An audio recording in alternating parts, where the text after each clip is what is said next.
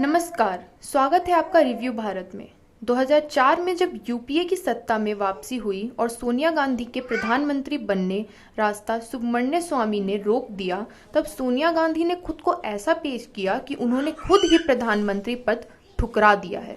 इसके बाद सोनिया की शान में कांग्रेसियों ने एक एक करके जो कसीदे गढ़ने शुरू किए, उनको त्याग की मूर्ति और जाने क्या क्या बताया। वो दृश्य कांग्रेसी चाटुकारिता की मिसाल बन गया। कुछ दिनों पहले के प्रणब दा के संग मुख्यालय में भाषण को मीडिया द्वारा भरपूर कवरेज दिए जाने से कांग्रेसी बेहद गुस्से में थे और सरकार के इशारे पर कवर करने का आरोप लगा रहे थे। लेकिन सोनिया को महान बताने वाले बेशर्मी चापलूसी से भरे उस अधिवेशन के कवरेज पर कुछ नहीं बोल रहे थे। उसका भी सीधा प्रसारण सभी चैनलों ने किया था। सत्ता वापसी और प्रधानमंत्री पद की हसरत लिए सोनिया गांधी का सपना जब टूटा तो एक बार भी उनको यकीन नहीं हुआ कि उनके साथ ऐसा हुआ है। सोनिया को प्रधानमंत्री बनने से रोकने वाले राष्ट्रपति भी कोई कांग्रेसी या वाजपेयी न होकर सच्चे देशभक्त थे। डॉक्टर अब्दुल कलाम थे।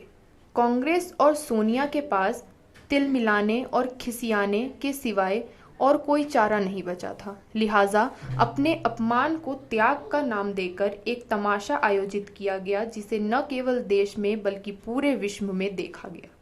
इस टूटे सपने को पूरा करने के लिए सोनिया को एक ऐसा व्यक्ति को प्रधानमंत्री बनाना था जो केवल दिखने को प्रधानमंत्री हो, लेकिन उसका रिमोट पूरी तरह से सोनिया के हाथ में हो।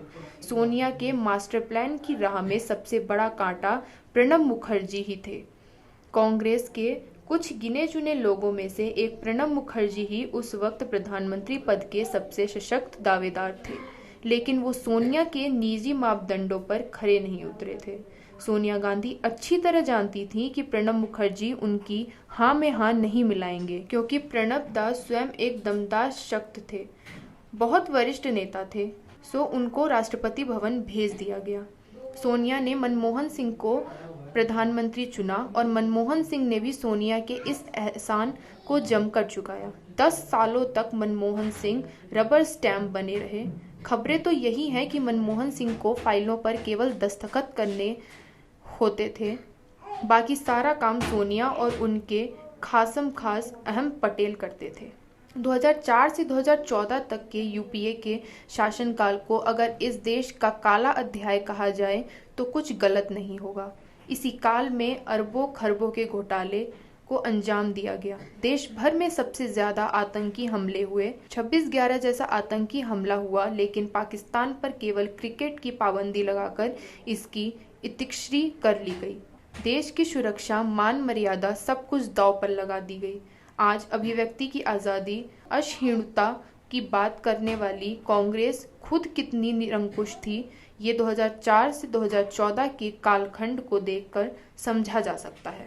अपने घर खाना बनाने वाली प्रतिभा पाटिल को राष्ट्रपति बनाकर सोनिया ने उनको अनगिनत सनसनीखेज राज्यों के राजदार बने रहने का इनाम दिया था। एक राष्ट्रपति के तौर पर करोड़ों रुपए घूमने फिरने पर खर्चने, गंभीर से गंभीर अपराधियों की दया याचिका स्वीकार करके उनकी मौत की सजा को उम्र कैद में बदलने और रिटायरमेंट के बाद ट्रक भरकर उपहार अपने घर ले जाने के सिवाय प्रतिभा पाटिल की और कोई उपलब्धि देश को याद नहीं है। वहीं राष्ट्रपति के तौर पर प्रणब मुखर्जी ने ऐसे कई अपराधियों की मौत की सजा को बरकरार रखा। यहाँ तक कि याकूब मेनन की दया याचिका ठुकराने वाले प्रणब मुखर्जी ही थे।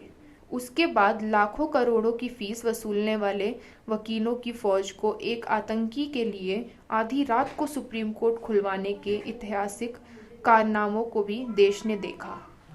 प्रणब मुखर्जी की यही दृढ़ता सोनिया को अपने मंसूबों में अक्षरश कामयाब होने नहीं देती। जिस राष्ट्रीय स्वयंसेवक संघ को राहुल गांधी और पूरी कांग्रेस पानी पी पी कर कोसती है, उसी संघ के मुख्यालय में विशेष अतिथि के तौर पर शामिल होकर और संघ प्रमुख डॉक्टर हेडगेवारजी को भारत माता का सच्चा सपूत बताकर प्रणब मुखर्जी ने जीवन भर के बोझ को कुछ तो हल्का किया ही है।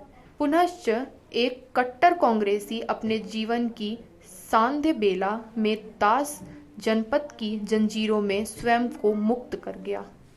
इस वीडियो की पुष्टि रिव्यू भारत नहीं करता है, ये हमें सोशल मीडिया के माध्यम से प्राप्त होती है। फिलहाल इस वीडियो में इतना ही। देखते रहिए review Bharat. Video editor Dhananjay Thapa के साथ मैं प्रगति मिश्रा, रिव्यू भारत, नोएडा।